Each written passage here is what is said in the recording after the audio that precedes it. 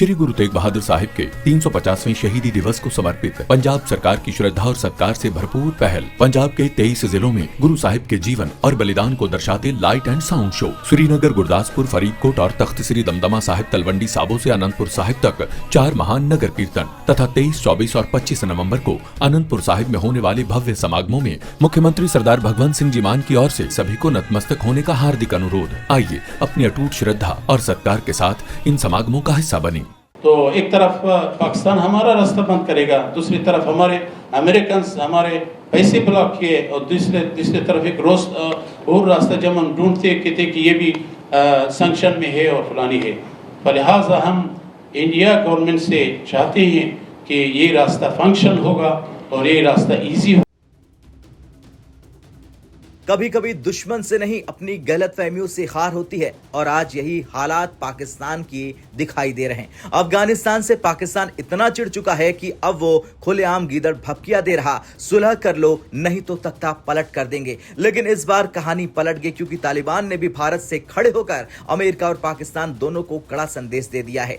आज की इस रिपोर्ट में हम समझेंगे, जानेंगे कि तालिबान ने भारत से खड़े होकर अमेरिका को क्या चेतावनी दी, पाकिस्तान ने रमीज चंजियानी सत्ता पलट की धमकी क्यों दी, अफगानिस्तान के मंत्री दिल्ली क्यों आए और उन्होंने इंडिया से क्या कहा, और सबसे बड़ा सवाल, क्या भारत अफगानिस्तान की नजदीकी से पाकिस्तान की सांसें अटक गई है। चलिए जानते हैं इन तमाम सवालों के जवाब इस वीडियो में। दरअसल कई हफ्तों से दोनों देशों के बीच सीमा पर हालात बेहद तनावपूर्ण हैं। गोलीबारी, क्रॉस फायरिंग और बार बार बॉर्डर बंद। पाकिस्तान का आरोप है कि अफगानिस्तान टीटीपी यानी तहरीक तालिबान पाकिस्तान को पनाह दे रहा, लेकिन अफगानिस्तान कहता है कि हमारा टीटीपी से कोई रिश्ता नहीं, पाकिस्तान अपने घर की लड़ाई हमारे सर पर मत डालो। पाकिस्तान की भड़क बस यहीं से शुरू होती है। न्यूज रिपोर्ट्स के अनुसार पाकिस्तान ने तुर्की के अधिकारियों के जरिए तालिबान को संदेश दिया, हमारी मांगे मानो, सीमा सुरक्षा पर जैसे हम कहते हैं वैसे चलो, नहीं तो काबुल में सत्ता बदलने के लिए तैयार रहो। यह सीधी धमकी है रेजिम चेंज की। जैसे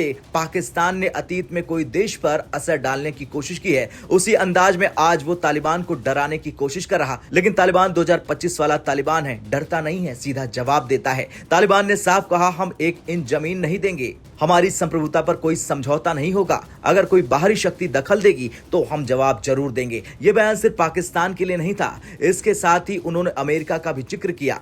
अफगानिस्तान के कॉमर्स मिनिस्टर नीरुद्दीन अजीजी इन दिनों दिल्ली में हैं। उनकी बयान चर्चा में है क्योंकि ये सीधा सीधा अमेरिका पर निशाना माना जा रहा। उन्होंने कहा, अमेरिका ने हमारे $9 बिलियन वापस नहीं किए, पाकिस्तान बॉर्डर बंद करता है, हम नया रास्ता ढूंढते हैं तो अमेरिका बैन लगा देता है। चाबहार पोर्ट पर छूट मिलनी चाहिए थी लेकिन फिर से प्रतिबंध लगा दिए गए। अजीजी ने साफ कहा कि अफगानिस्तान किसी परिस्थिति में नहीं झुकेगा, न पाकिस्तान के आगे न अमेरिका के आगे। यह बयान भारत की धरती से देना अपने आप में एक बड़ा जियोपॉलिटिकल मैसेज भी है। अब सवाल है कि भारत अफगानिस्तान की नजदीकियों से पाकिस्तान को मिर्ची क्यों लगी। दरअसल पाकिस्तान सबसे ज्यादा परेशान इसी बात से है कि पिछले कुछ महीनों में अफगानिस्तान के विदेश मंत्री मुत्तकी भारत आए और उन्होंने कहा, भारत और अफगानिस्तान साथ खड़े हैं। पाकिस्तान बुरी तरह से बौखला गया। अब कॉमर्स मिनिस्टर अफगानिस्तान के दिल्ली आ गए हैं। अफगान मंत्री ने भारत से कहा कि अफगान, सिख और हिंदू वापस लौटे, भारतीय निवेशकों का अफगानिस्तान में स्वागत करते हैं हम, और फार्मा, टेक्सटाइल और राइस ट्रेड में भारत बड़ा पार्टनर बन सकता है।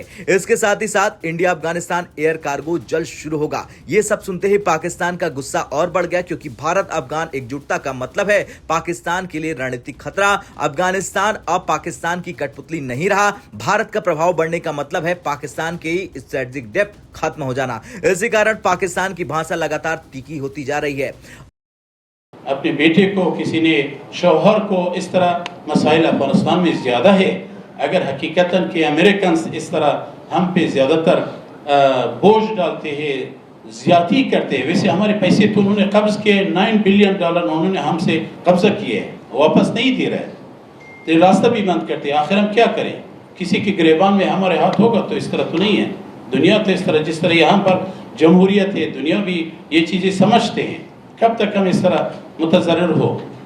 तो एक तरफ पाकिस्तान हमारा रास्ता बंद करेगा, दूसरी तरफ हमारे अमेरिकन हमारे पैसे ब्लॉक किए और दूसरी तरफ एक और रास्ता जब हम ढूंढते कहते कि ये भी सैंक्शन में है और फलानी है।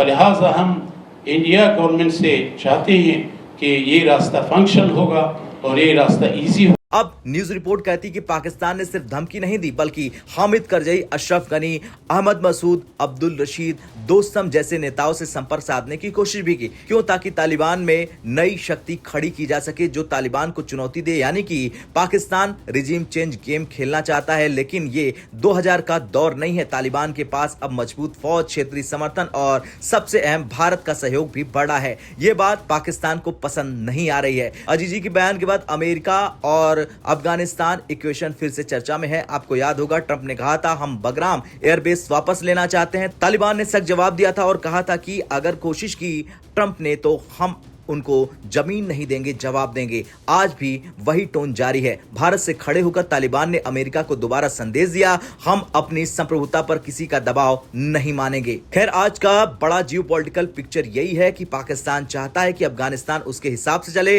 अमेरिका चाहता है कि अफगानिस्तान पर उसका दबदबा लौट आए, लेकिन तालिबान कह रहा है कि हम नहीं झुकेंगे। और ये संदेश भारत से खड़े होकर देना पूरे दक्षिण एशिया की राजनीति को नया मोड़ दे सकता है। अब आपका क्या कुछ कहना है? जिस तरह से तालिबान भारत के साथ खड़ा है उसे लेकर कमेंट कर जरूर बताएं। जय हिंद।